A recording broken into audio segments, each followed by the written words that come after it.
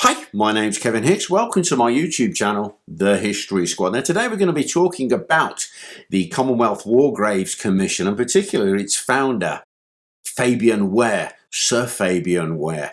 What a character. Now this subject is close to my heart because the Commonwealth War Graves Commission have in their care many of my family members killed both in the First and the Second World War. But the story of that commission is quite incredible. So let's take a little look. Let's go back to 1914. Fabian Ware becomes Sir Fabian Ware. He was in fact a high-ranking British Army officer in the end, but in 1914 he was refused a commission, not allowed to join the army because he was 45 years of age. He was too old. But would he give up? No. He gets permission to join the Red Cross and command a mobile ambulance unit in France. He works mainly with the French. 4,000 French soldiers are recovered from the front line and ferried back to the hospital. His unit was so successful, they had a minor wounds unit, so they could actually help soldiers who had those walking wounded kind of things. But he had this thing in the back of his mind. What about the dead? Now, it was only just over a decade at the end of the Anglo-Boer War in South Africa. Fabian Ware had actually been in South Africa. He'd been part of the education system there, and he was fully aware of the backlash after that terrible war. Great loss of life, Commonwealth, British, as well as the Boers. And people had asked the question, where is my son buried? What happened to my husband? Where is he? Can I go and see his grave? Well, at that time, the British Army only buried high-ranking army officers separately. The men, non-commissioned officers, and the guys were simply dumped in a mass grave, and it was marked accordingly.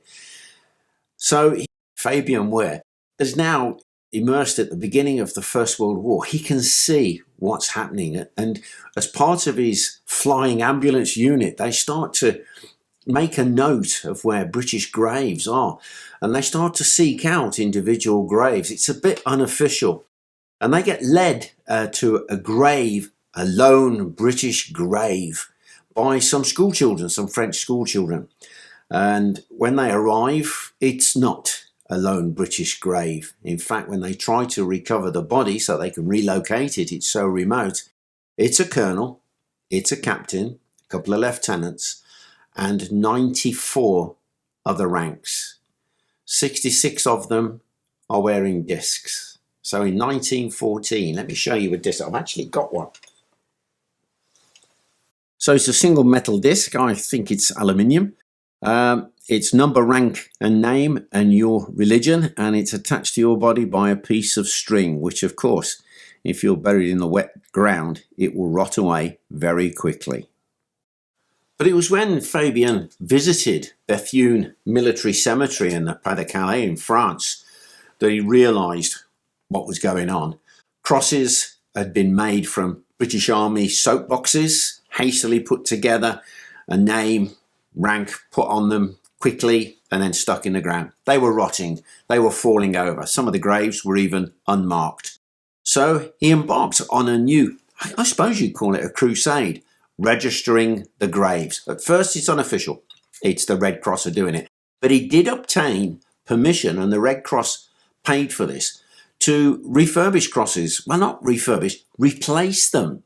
They made substantial wooden crosses, the full number, rank and name, date of death, that kind of thing, and the bottom of it was actually tarred, so when they planted it at the head of the grave it didn't rot away.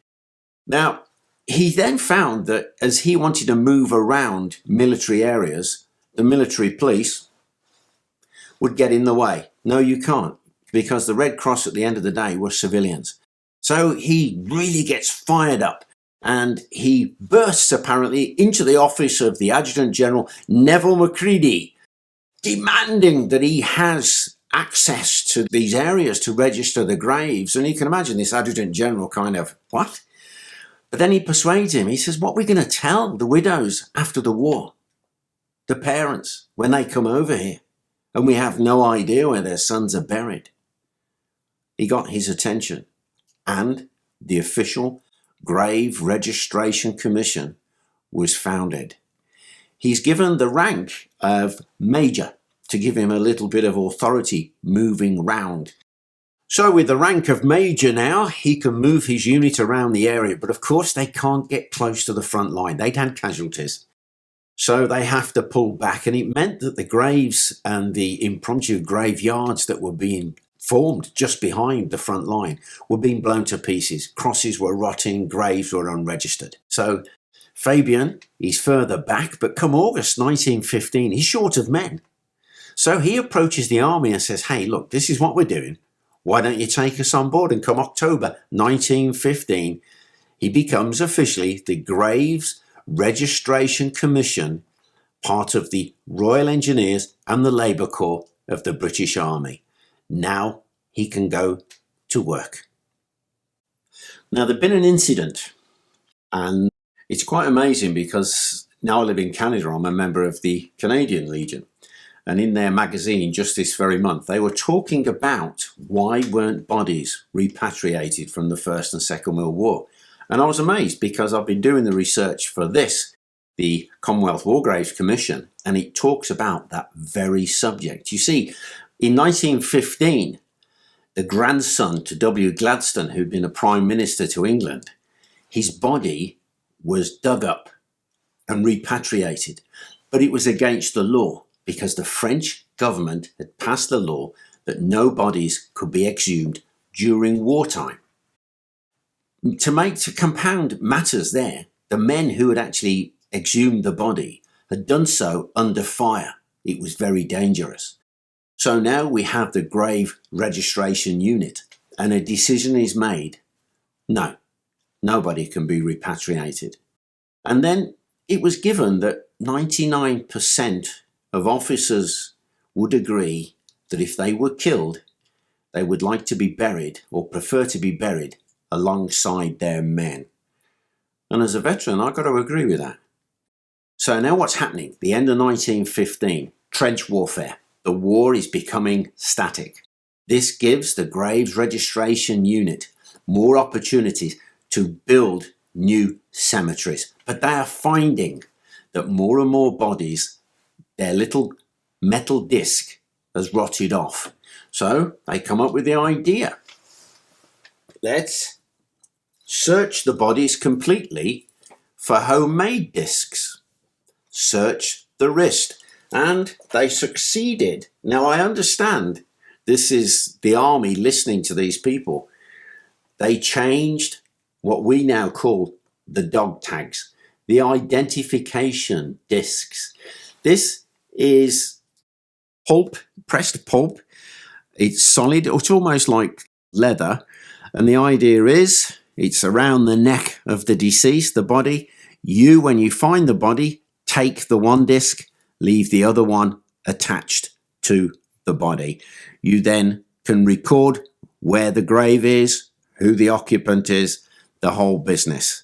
So the double dog tag, it was invented by the Grave Registration Unit, maybe even by Fabian Ware himself. And this is a big step forward because when I wore dog tags, I had two of them, but they were on a chain and they were made of metal. Well, an interesting thing happened in 1915. Relatives of the fallen were contacting the War Office. Where is my son buried? Where is my husband buried? Where was he killed? But now, of course, you have the Grave Registration Commission, so they do know where some of the dead are buried. So they tell you your son is buried at Bethune Cemetery. And the reply that came back, because it's a bit of the modern age, can I have a photograph of his grave, please? So they form the photographic section of the Grave Registration Commission. It's 3 photographers, and by August the 21st, I understand, they had 2,000 negatives, and each negative had 4 graves. So now they were beginning to furnish relatives of the fallen with photographs of their grave. This, to me, is quite fantastic. But as you follow through the war, now we have the static war, the trench warfare, graves can be recovered, and there is now a more centralized plan of laying down where these bodies are going to be buried.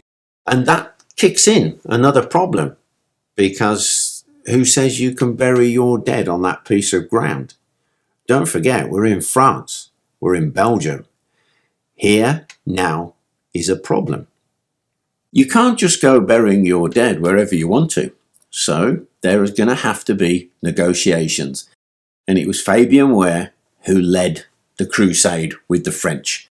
There were lots of disagreements, there were lots of arguments. However, the French government give the British and the Commonwealth permission to bury their dead. There are lots of sites, they're all still there now, where we have that land in perpetuity. Our dead lie safe. And it's Fabian Ware who was one of the leaders in obtaining that for us.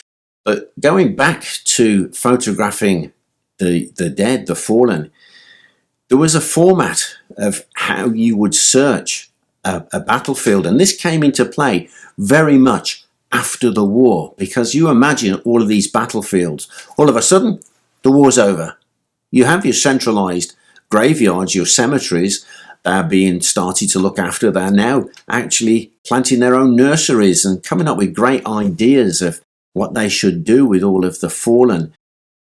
But you've got to find those out in the battlefields. And those battlefields were awful.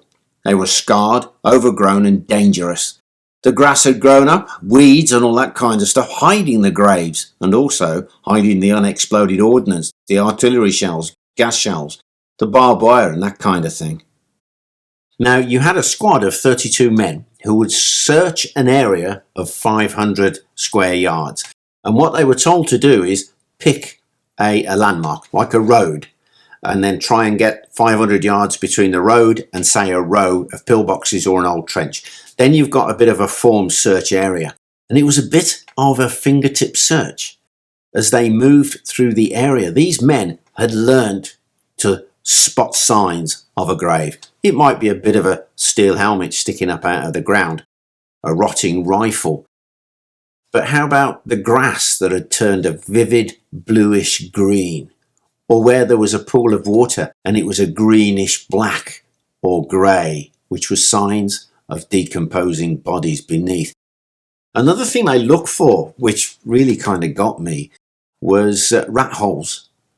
And sticking up out of the rat holes a little bit of military equipment or a bone, because the rats had burrowed down to the grave and had gnawed away at the flesh. Now, once a body was located, they hammered a stake in the ground to mark it. Then they continued on the search until the entire area had been gone over several times and they were sure there was no other graves, because they knew that once they recovered the graves that they'd found and they moved on to the next section, anybody left behind would be lost forever. But then begins the task of exhuming the dead. So what they had was what's called a GS wagon, general service wagon, and horses, because motor vehicles couldn't get in there. Don't forget, this was a battlefield a few short months before. Each wagon can take 5 dead, 5 stretchers, 1 inside and 4 on top, each one covered with a Union flag. These men now knew what they were doing and they cared. So to recover the dead, they had shovels, they had the stretchers that I've mentioned, they had the disinfectant cresol, they had rubber gloves, but not all the time. They had rubber waders, Wellington boots, but not all the time. I've seen some of the photographs of these guys in action. They've got no gloves and they've got no rubber boots on. They're just in their army uniform. Don't forget, these guys are still serving soldiers. So they were instructed, don't dig straight into the grave. Dig around it, away from where you think the corpse is lying. And then when you've got around it, simply get your shovels underneath it and 4 men will raise the corpse to the surface, and then they will lay him on tarpaulin. Now begins another task. 2 of them will do a fingertip search of the remains. They will search the pockets looking for his paybook. They will search around the neck and around the wrist for any of the discs. Insignia, regimental, rank, anything they can find, they will put to one side. Then the body is wrapped in tarpaulin, sealed in, if you like. If there's a disc, it's fixed to the outside, but the rest of his belongings are in a ration bag, a little canvas bag, and they're attached to the body. Now, if they find one body is identifiable, but there's another body in the grave with him and they can't identify it, they keep them together, because the records may reflect later on that Private Smith, who we've identified, was buried with his mate Private Jones, so they could identify them. The bodies were then taken away and interred in one of the new collection cemeteries. One of the most famous is Tyncott Cemetery. I have been there many times. Now, with regards to the recovery of these bodies, it was a race against time. They were decomposing. Even though they'd recovered so many thousands of dead, 80% of them were unknown. And now they formed the gravestones that they were going to have. Everybody's going to have the same shape. There's not going to differentiate between officer and ranks or religion. It's going to be standardized. And if it's an unknown soldier, Rudyard Kipling, the famous British writer there, his son had been killed at the Battle of Lewes. And interestingly, they've recently identified him and he has now a new gravestone. But for the unknown soldier, the gravestone simply said, a soldier of the Great War, known unto God. Now, in October 1921, all the military staff that were collecting these dead were withdrawn, notwithstanding the fact that they were still finding 200 bodies a week. Up to that date, they'd registered and reburied 204,654 remains of soldiers. But that meant there were still 300,000 missing on the battlefield. That's absolutely staggering. But the work was now handed over to the civil authorities and the Commonwealth War Graves Commission, who would work with them, together with the French and Belgian farmers. And it said that to this present day, there are still 164,000 British and Commonwealth soldiers missing on the Western Front. Now, as I probably mentioned, I go to these cemeteries often. And many years ago, I went with my pal Gary to the Somme. And we were at High Wood Cemetery. And we just sat on the wall. And I noticed there was a guy working down at the bottom of the cemetery. So off I tootled to say hello to him. Row upon row of these white stones, beautiful roses. The whole place is like an English country garden. It really is. And they're all formed the same with the cross of sacrifice and the altar there. It's quite something. And I walk up to this guy and I try my Kevin Hicks French. And he turns around and he says, "Oh, hello, mate. How are you?" He was English. He was a Brit. And he comes and joins me and Gary, and we're sat on the wall and we're just chatting away. And I says to him, I says, "So you work here?" He says, "Yeah, this is my area." And I says, "How do you feel, with all these graves all of the time?" And he looked at me, he says, "Do you know, we have a mortuary?" And I went, "Really?" He says, "Yeah." He says, whenever a body is recovered, goes to the mortuary and the remains are searched and all of that kind of thing.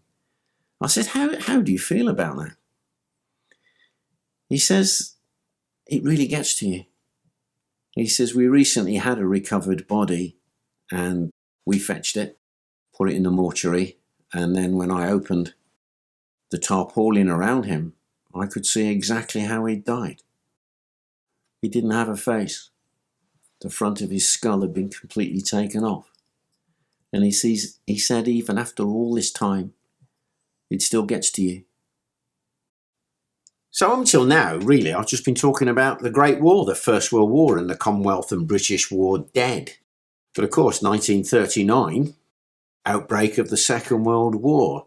But in fact, 1939, those cemeteries, many of them fell behind enemy lines during the Second World War. Some of them were damaged, some of them were neglected.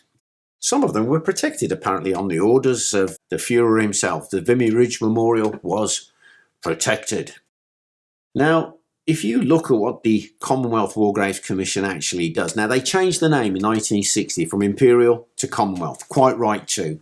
You look at the amount of Commonwealth troops, Australia, South Africa, New Zealand, all of them who fought and died First, Second World War, Korea, and all subsequent conflicts since the Second World War. In fact, the Commonwealth War Graves Commission has 23,000 locations where people are buried or simply there's a memorial. 1.7 million individuals are commemorated. It is quite an organisation, and they look after some of my relatives. It's important to me. Well, I hope you enjoyed that little film of ours. If you did, like, share and subscribe. And if you'd like to support the channel further, have a look at our Patreon community. There's a link in the description. Now, before I go, a quick mention to a couple of our Patreon members. And as ever, I've written it down. Here we go. Jess Brown and Aussie Dave. Hey guys, thanks a million. Bye for now.